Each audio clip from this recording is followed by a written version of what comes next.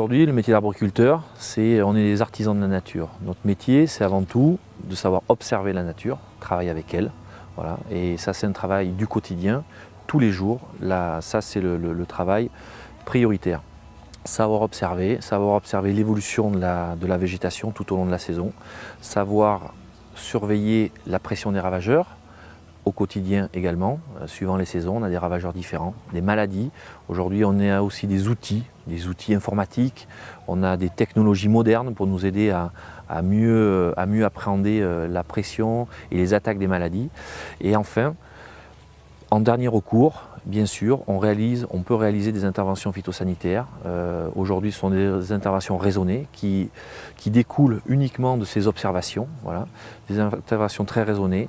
On essaye de mettre en place toutes les méthodes qu'on appelle aujourd'hui de biocontrôle. Ça peut passer par ce qu'on appelle la confusion sexuelle, voilà, contre le ver de la pomme, l'introduction d'acariens prédateurs qui servent à maintenir les populations d'acariens rouges. Voilà, on introduit aujourd'hui plein de méthodes comme ça. Et les produits en eux-mêmes aussi, on utilise tout le panel des produits naturels, dit donc, comme je disais, de biocontrôle. Et en dernier recours, des produits phytosanitaires, mais qui restent des produits doux, très ciblés par rapport aux ravageurs ou à la maladie sur laquelle on veut intervenir.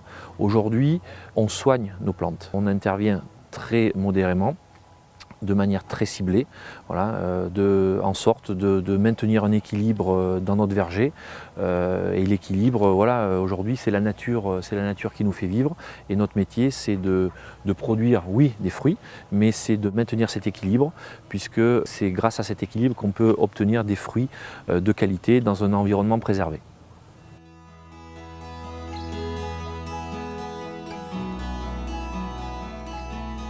Encore une des bases de notre métier, de produire des pommes. Avant d'avoir une pomme, on a une fleur. Et la fleur, il faut qu'elle soit pollinisée sur la période printanière. Et des fois, on a des périodes très courtes parce que le temps n'est pas toujours clément. Il y a des moments, il y a des périodes pluvieuses. Et les petites périodes ensoleillées qu'on a sur la fleur, il faut que la pollinisation soit efficace et rapide. Et le meilleur des pollinisateurs aujourd'hui, c'est les abeilles. On a dans nos vergers des abeilles depuis des décennies. Et aujourd'hui, on a tendance à... c'est pas introduire, mais à disposer des ruches sédentaires qui restent toute l'année dans nos vergers. Leur premier travail, c'est la pollinisation au printemps de nos fleurs. Et dans un second temps, le fait qu'elles soient sédentaires, parce que l'abeille est une sentinelle de l'environnement, ça montre aussi qu'on est des arboriculteurs soucieux de l'environnement, respectueux de la faune et de la flore. Et les abeilles aujourd'hui vivent très bien dans nos vergers. On a même créé des partenariats avec des apiculteurs qui viennent s'occuper de nos ruches, parce qu'une ruche tout au long de l'année, il faut s'en occuper, elle produit du miel. Donc voilà, ils viennent s'occuper des abeilles, récupérer le miel. On a créé des vrais partenariats qui sont en train de se développer et c'est du gagnant-gagnant. Voilà. Donc nous, on a des abeilles qui pollinisent nos vergers et les apiculteurs entretiennent et exploitent nos ruches et produisent du miel.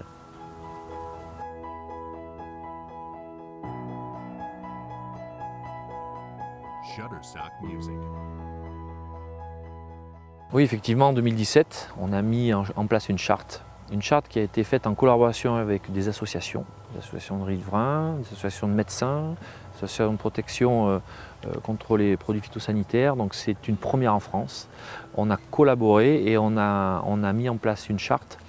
Et cette charte qui s'intitule « Pour une arboriculture pomme du Limousin, mieux intégrer son environnement », son titre à cette charte veut presque tout dire. C'est-à-dire que derrière cette charte, c'est demain mieux penser son verger pour préparer l'avenir, réadapter certains vergers qui sont déjà plantés aujourd'hui par l'implantation de haies dans certaines zones particulières, notamment des vergers à l'approche de zones habitées.